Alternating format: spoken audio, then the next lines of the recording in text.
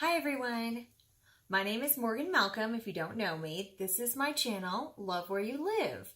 Now, I am a real estate agent here in Colorado, and today we are going to discuss marijuana in houses or in a real estate transaction of some sort. So if for some odd reason you don't know, marijuana is legal here in Colorado. So we are seeing some things happen with real estate in regards to people being able to now grow marijuana in their house. You're allowed to grow up to 6 plants in your house right now. So today I would like to disclose that I am not an attorney. And my disclaimer is that if you need legal advice on anything, go and talk to an attorney that specializes in something like this.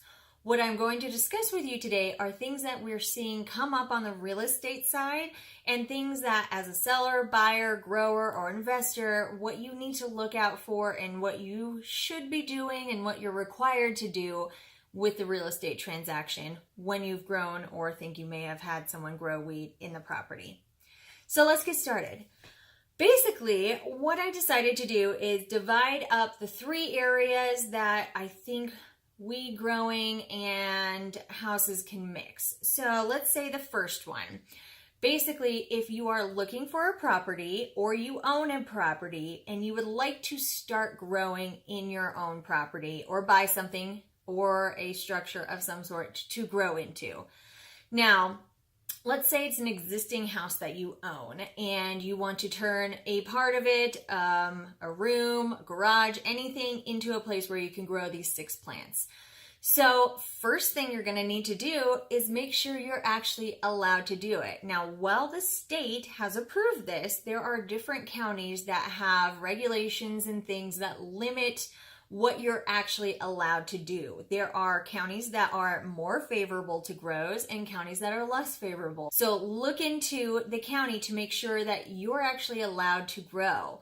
Things to also consider are if your house or where you're living has an HOA, the county itself also might be lax on their rules and what their requirements are, but the HOA itself can regulate who is allowed to actually have grows or if you are or are not allowed to grow in your house based on your bylaws and your HOA. So double check your county, double check your HOA. If those all say it's approved, then you just need to follow the regulations and the rules that go along with having a grow. So things like making sure you have the correct structures, the correct power, and the most, the grows use a lot of power. And if your electrical box can't handle it, you need to upgrade it. Well, to do that, you're going to have to pull permits and actually get it done by an electrician. So these are the things that people don't think about when they think, well, hey, why don't I just have a grow in my house? So the other part of it is it's going to have to be behind some type of barrier or structure or some type of security so that minors cannot easily access wherever the plants are. Whether that means it's behind a door that locks, a gated door that locks, a full structure where someone can't get into it unless they're authorized. You have to figure out what the requirements are and make sure you're abiding by that because we don't want any minors getting into things that they shouldn't. Now, if you are looking for a property to have a grow for personal use, again, you're going to want to follow these same steps. You're going to look at the county, you're going to look at see if there's HOAs, see if there's any other restrictions, make sure the property can support a grow, there's a place that you can put it. If not, it could be easily modified to have your own grow in it. Now, the other side of this is not for personal use. Let's say you want to make a grow for commercial use. You would like to sell. There are going to be a lot more things to look into for this. Now, people have been advertising properties that are grow ready or great for a grow. Don't trust that. You're still going to have to do your homework even if they say that. So commercial grows are going to be a lot larger and it's going to need to be zoned for commercial use. It's going to need to, you have to apply for and qualify for permits to grow and distribute. You have to follow a lot more regulations. So the structure itself has to have the correct type of ventilation and structure. It can't usually be in a residential area because neighbors don't want to have that smell or the security risks. You're going to have security and make sure that it's a secure facility. So there's a lot more to look into, and you want to make sure you're using either an agent, an attorney, or all of the above to make sure that you're buying something that can actually do what you want it to do once you've purchased it. So that's the buy side, or using an existing structure and modifying it. The second thing I can see is if you are buying or selling a property that has had a grow in it, whether you are buying it and it had a grow or you are selling it and it was your grow. What are the requirements here when there was a grow in a property? So here's the part that is super weird. We have kind of a lag in our real estate contracts from what is being allowed already to happen. So basically, if you're buying a property, there is absolutely no required disclosure that is out there that says that a property had a grow in it. There's not a form or a place to fill out to let you know that there was a grow. So you buy a property and it could have had a grow. There was no place to disclose that to you. What you can do to protect yourself. So if you have the feeling there was a grow, there are a couple different places to look. First, ask the seller themselves. If you flat out just ask them, was there a grow here? They can deny it because that's what people can do. But they can also tell you the truth and let you know what happened and if there were any issues, and then you can use the right steps to make sure there's no issues from that grow. If they don't tell you anything, places to go next. Talk to the neighbors. Neighbors love to gossip and they really have no interest in the property itself, so they're more willing to let you know a lot of information about it. Also go to the local police department. If there had been any issues related to the grow or anything like that, any busts, any issues with break-ins, things like that, the police department, it is public knowledge, so they will let you know what happened and when.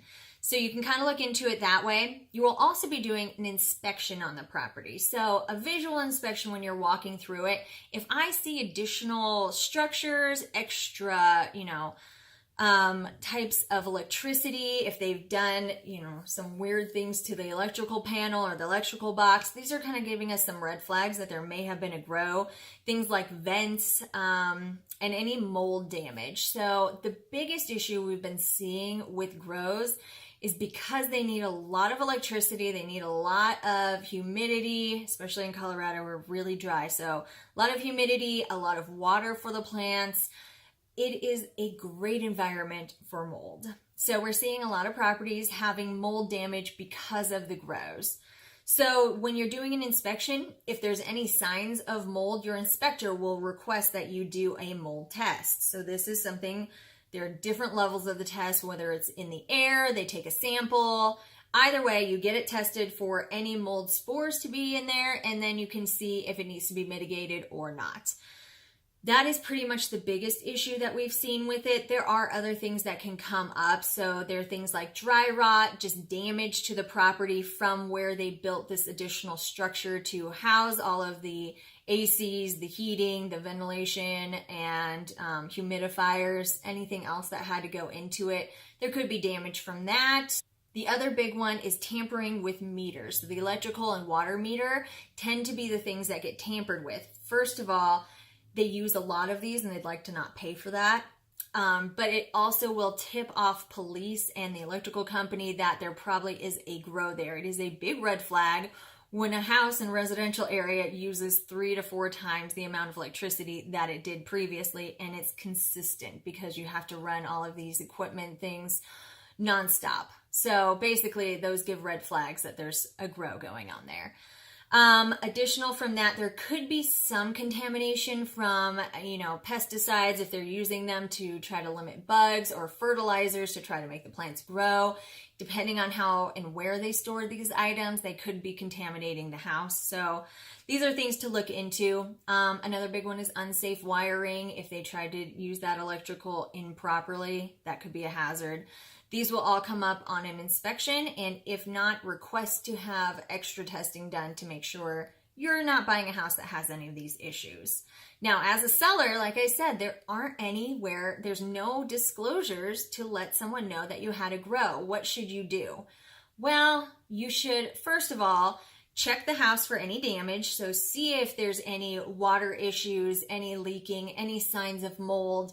Try to clean up as much of the grow as possible, remove any of the additional structures, repair any damage. Try to make it the best house possible that you're selling.